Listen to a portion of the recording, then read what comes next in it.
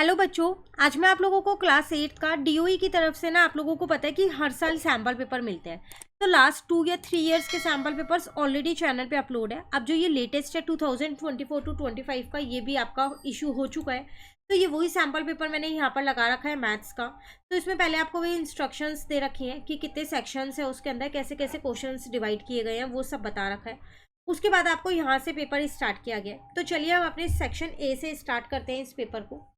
तो कह रहा है question number 1 has 12 multiple choice question, 12 parts हैं इसके अंदर। Select the most appropriate answer from the given options, each question is of 1 mark. तो कह रहा है इसमें टोटल एक तरीके से क्वेश्चन नंबर 1 में 12 क्वेश्चन है, तो 12 मार्क्स के हैं, 1 मार्क ईच है। आपको सिर्फ ऑप्शन पे टिक करना है, ठीक है। देखिए फर्स्ट वाले क्वेश्चन में कह रहा है which of the following is a binomial. Binomial कौन सा है? आपको पता है बायनोमियल वो होते हैं जिसमें दो टर्म्स होती हैं। तो सी वाले में दो टर्म है, तो इसका आंसर सी हो जाएगा, ठीक है। नेक्स्ट कह रहे हैं the alphabet representing parallel lines. इनमें से कौन सा ऐसा अल्फाबेट है जो पैरेलल लाइंस को रिप्रेजेंट करता है? पैरेलल लाइंस वो होती है जिनके बीच का गैप इक्वल होता है। तो एन ही रिप्रेजेंट कर रहा है, एक लाइन ये रही और एक लाइन ये रही। बाकी ये तो इंटरसेक्टिंग लाइन है, ये भी नहीं रिप्रेजेंट कर रहा एल और वी, तो इसका आंसर एन हो जाएगा आपके पास। क्लियर है। नेक्स्ट कह रहा है द वैल्यू ऑफ, आपको एक एक्सपोनेंट एंड पावर से रिलेटेड क्वेश्चन दे रखा है, इसकी वैल्यू निकालनी है। तो जब हमने इसको एनसीईआरटी से समझा था तो हमने ये जाना था कि जिसकी भी पावर 0 होती है ना वो पूरा 1 बन जाता है। तो इसका मतलब ये भी 1 हो गया, ये भी 1 हो गया, मल्टीप्लाई में ये वाला भी 1 हो गया। तो 1 + 1 2 हो गया, 2 × 1 आपके पास आंसर आ जाएगा 2। क्लियर है। नेक्स्ट फोर्थ वाले में कह रहे हैं which of the following is a figure of trapezium. इनमें से कौन सी फिगर ऐसी है जो ट्रेपीजियम की है? ट्रेपीजियम वो होता है जिसकी एक साइड का पेयर पैरेलल होता है और एक का नॉन पैरेलल होता है। तो बी वाली फिगर है जो ट्रेपीजियम है, ठीक है। नेक्स्ट में कह रहे हैं फिफ्थ वाले पार्ट में द वैल्यू ऑफ 502 का होल स्क्वायर माइनस 498 का होल स्क्वायर, इसकी वैल्यू बतानी है। तो देखो आप डायरेक्ट इसको सॉल्व नहीं करो, इसमें आइडेंटिटी लगा के करो। तो यहाँ पर a² माइनस b² की आइडेंटिटी लग रही है जो कि होती है a + b और a माइनस का b, है ना। तो इसका मतलब 502 + 498 और 502 माइनस 498, ठीक है ना। तो 502 में 498 प्लस करूंगी तो 1000 आएगा। और अगर इसमें मैं क्या करूंगी, माइनस भी यही कर देते हैं एक बार ही यहाँ पर 502 में से 498 को, तो 4 आंसर आ जाएगा। तो आपका आंसर आ गया 4000। तो आइडेंटिटी लगा के ही इन क्वेश्चंस को आपको क्या करना है, सॉल्व करना है। क्लियर है। अब सिक्स्थ पार्ट है हमारे पास यहाँ पर। इसमें आपसे कह रहे हैं a cylinder of height 28 centimetre and radius 6 centimetre is cut open, the breadth of a rectangle thus formed is. देखो यहाँ पर एक सिलेंडर है, ये हमें पता चल रहा है, उसकी हाइट और रेडियस दे रखी है वो भी पता है। कट ओपन मतलब शायद ऊपर से वो कट है, मतलब ऊपर से वो ओपन है। तो आपको ब्रेथ ऑफ रेक्टेंगल बतानी है। अब आपको ये नहीं बताया कि आपको किस साइड से आपने उसे फोल्ड किया है, मतलब लेंथ की साइड से, हाइट की साइड से फोल्ड किया है, या जो नीचे सर्कमफेरेंस होता है उसकी साइड से फोल्ड किया है। तो एक तरीके से ये क्वेश्चन शायद से इनकम्प्लीट है, लेकिन अगर आपने हाइट के अकॉर्डिंग उसे फोल्ड किया है तो इसका आंसर 28 होना चाहिए। तो जो उसकी हाइट होगी वो रेक्टेंगल की ब्रेथ बन जाएगी। पर फिर भी मैं इस क्वेश्चन पे एक बार सर्कल लगा रही हूँ, आप अपने टीचर से ज़रूर कंफर्म कीजिएगा कि मैम ये क्वेश्चन कंप्लीट है या नहीं। अगर कंप्लीट है तो आप मुझे कमेंट करके बताइएगा, तो मैं इस पे इससे ही ना रिलेटेड एक अलग से वीडियो बना के आपको उसमें पूरा कंसेप्ट समझा दूंगी, ठीक है। चलिए नेक्स्ट क्वेश्चन में क्या कह रहे हैं अ quadrilateral having one and only one pair of parallel lines is called. ये भी मैंने आपको सेकेंड वाले पार्ट में बताया था कि ट्रेपीजियम एक ऐसा क्वाड्रिलेटरल होता है जिसमें एक पेयर तो पैरेलल होता है साइड का और एक नॉन पैरेलल होता है, ठीक है। ये इसकी प्रॉपर्टी है, तो ये आपको याद रखनी है, चैप्टर नंबर 3 से रिलेटेड ये क्वेश्चन है। क्लियर। नेक्स्ट पार्ट है आप पे द क्यूब रूट ऑफ -1000। देखो ये माइनस का साइन है, -1000 का क्या क्यूब रूट होगा? 1000 का क्यूब रूट 10 होता है, क्योंकि 10 का ही क्यूब होता है 1000। माइनस ऐसी है तो माइनस यहाँ रहेगा, क्योंकि 3 बार माइनस होगा ना, -10 इंटू -10 इंटू -10। तो ये दो माइनस तो कट गए, पर ये एक माइनस रह जाएगा, तो इसलिए इसका आंसर -10 आएगा, ठीक है। नेक्स्ट में कह रहे हैं the net of a cylinder is. Cylinder की इनमें से कौन सी नेट होगी? डी वाली होगी, देख के पता चल रहा है। ये सर्कल यहाँ आ जाएगा, ये यहाँ, या आगे पीछे कर सकते हो आप, ठीक है ना। 10th पार्ट है।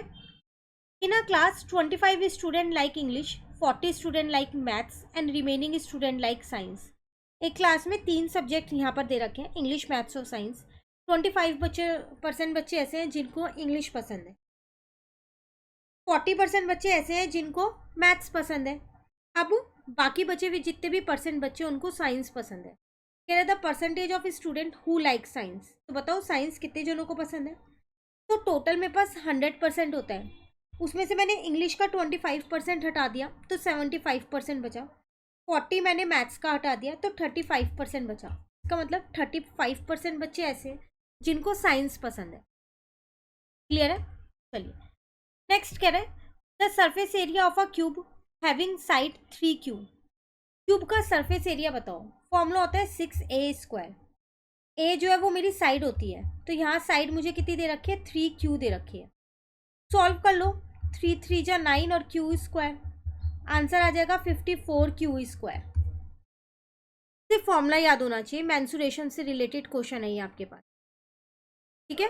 चलिए नेक्स्ट कह रहे in a model of a ship, inverse direct and inverse वाला क्वेश्चन है, अगर आपको याद हो, हमने ये चैप्टर का रखा है, चैप्टर नंबर 11 का।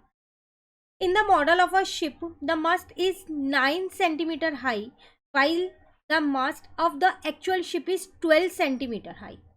If the length of the ship is 28 meter, then the length of the model ship.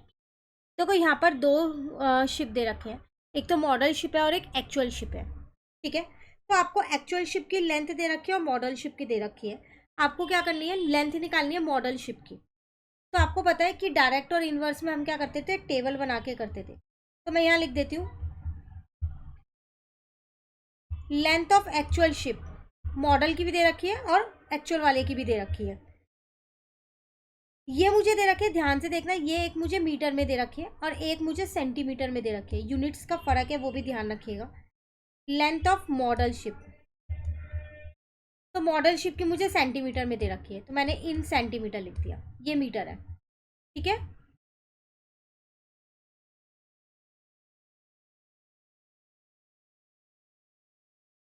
NCERT का क्वेश्चन है, हमने पूरा कर रखा है। 11.1 का क्वेश्चन है ये, आपके पास चैनल पे अपलोड है पूरा चैप्टर, वहां से भी कर सकते हो। तो कह रहा था एक्चुअल शिप की है 12 मीटर, तो मॉडल शिप की थी 9 centimetre. If the length of the ship is 28 metre, अब ये आपको दे रखी है 28 मीटर, आपको मॉडल शिप की निकालनी है, इसको मैंने एक्स मान लिया, तो डायरेक्ट लग रहा है, तो इसका मतलब 12/9 इज इक्वल्स टू 28/x हो जाएगा। क्रॉस मल्टीप्लाई कर लेते हैं, तो 12 इंटू में x, 9 इंटू में 28 हो गया। यहाँ से मुझे x की वैल्यू चाहिए, डिवाइडेड बाय 12 हो गया। आप इसे चाहो तो कट कर सकते हो, मैंने 4 से काटा इसे और इसको भी, और फिर 3 से इसको काट दिया, तो x आ गया 21 सेंटीमीटर।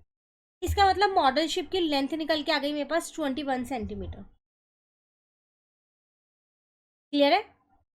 कहीं भी डाउट लगे कमेंट करके पूछिएगा, और साथ साथ एनसीईआरटी भी रिवाइज कीजिए, तभी आप ये पूरा जो पेपर है वो कर पाओगे। आधे से ज़्यादा क्वेश्चंस आपको इसको एनसीईआरटी के ही मिलेंगे, प्लस आर.डी. शर्मा के मिलेंगे, और दोनों ही चीज़ चैनल पे अपलोड हो रही है, तो आप वहाँ से उन्हें भी कवर कीजिए, ठीक है।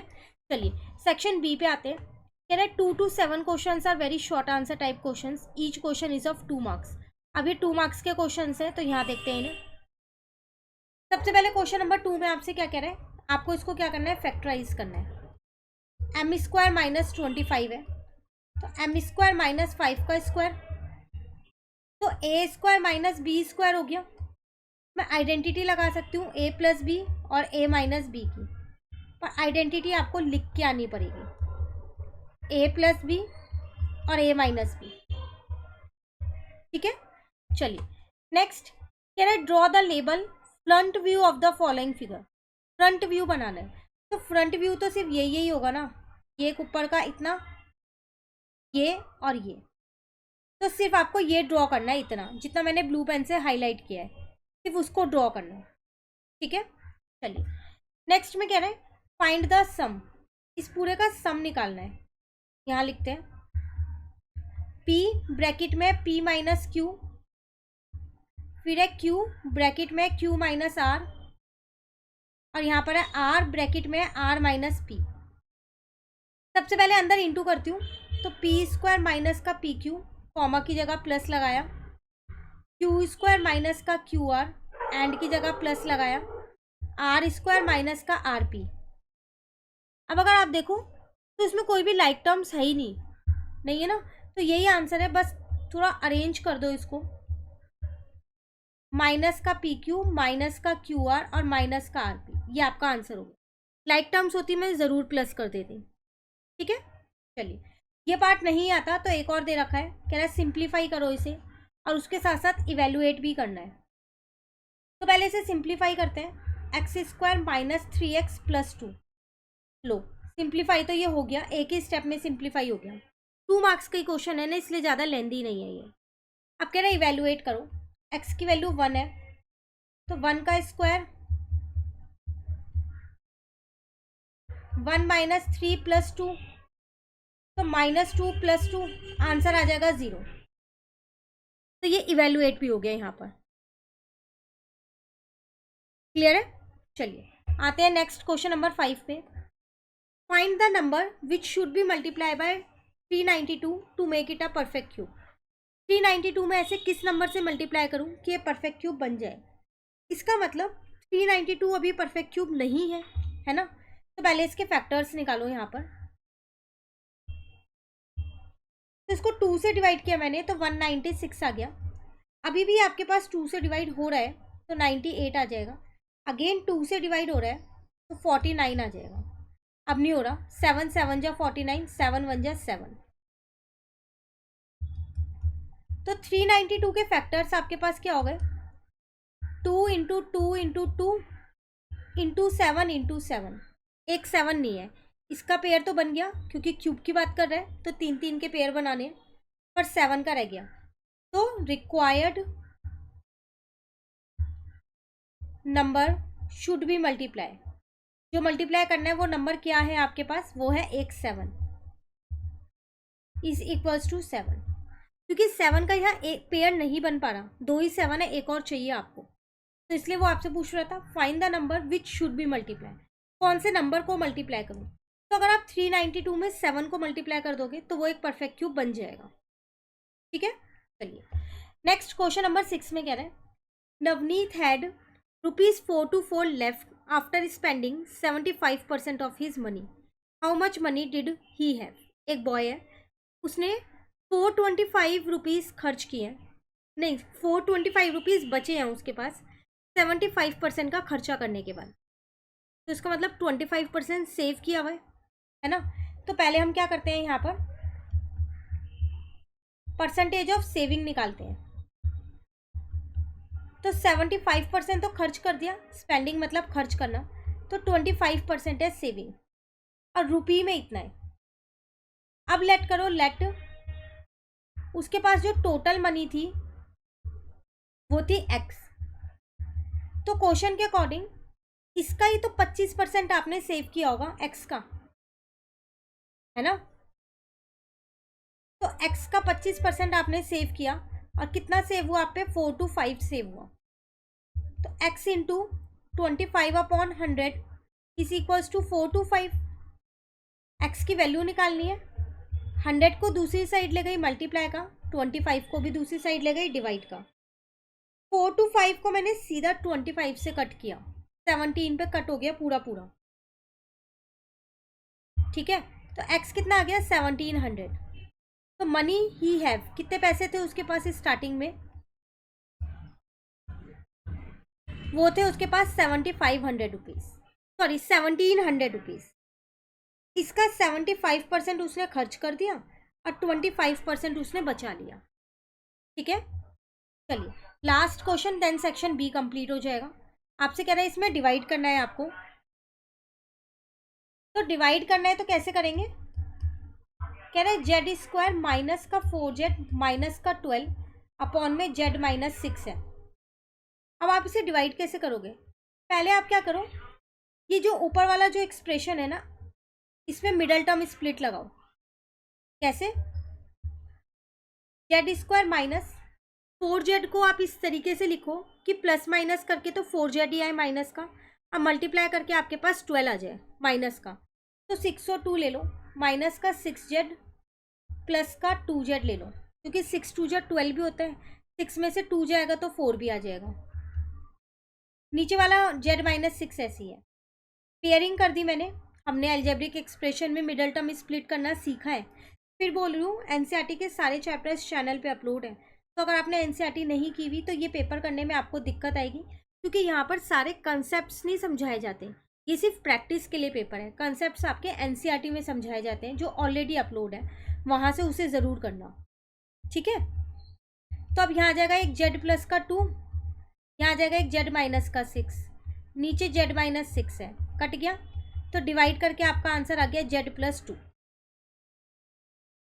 क्लियर है, कंप्लीट हो गया सेक्शन बी हमारे पास 2 मार्क्स के क्वेश्चंस वाला। चलिए अब आते हैं अपने सेक्शन सी पे। कह रहे 8 to 10 questions are short answer type questions, each question is of 3 marks. 3 marks के हैं, मुझे लग रहा है 3 ही क्वेश्चन है, 3 ही है ना, ठीक है।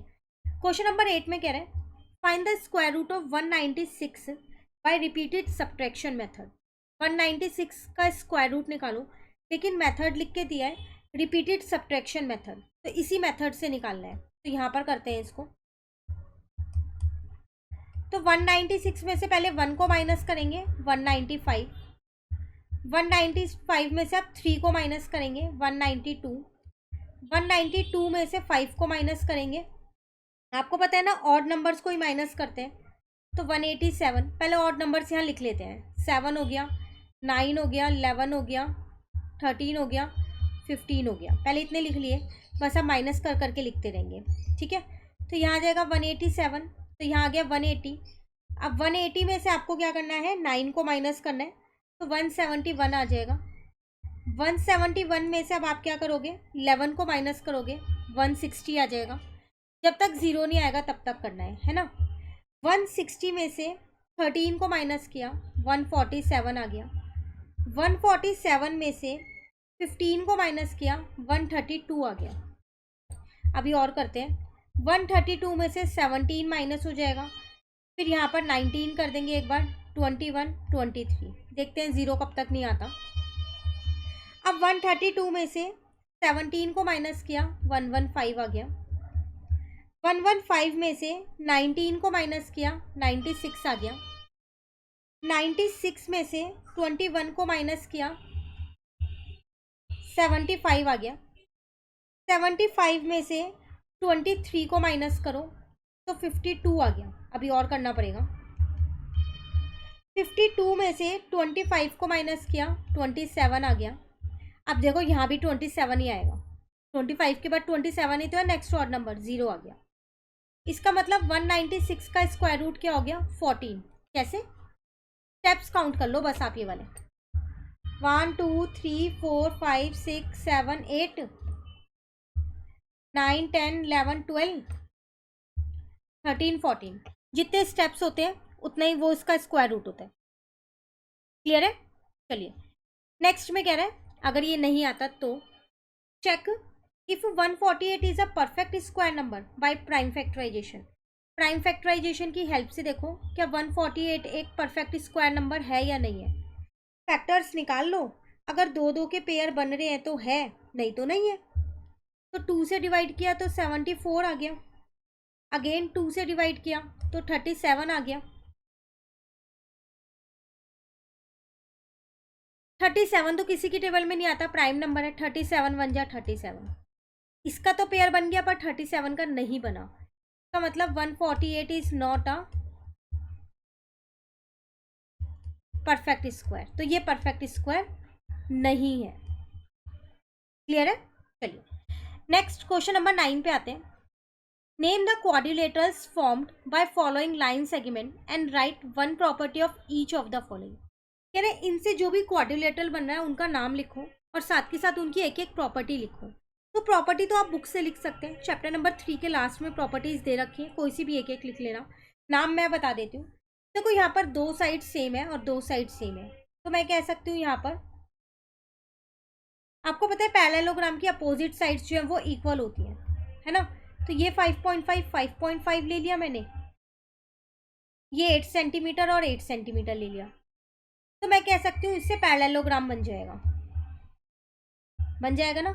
अब आपके दिमाग में आ रहा होगा इससे तो फिर रेक्टेंगल भी बन सकता है, क्योंकि रेक्टेंगल की भी तो अपोजिट साइड्स इक्वल होती है। बिल्कुल बन सकता है, तो इससे मेरा रेक्टेंगल भी बन रहा है।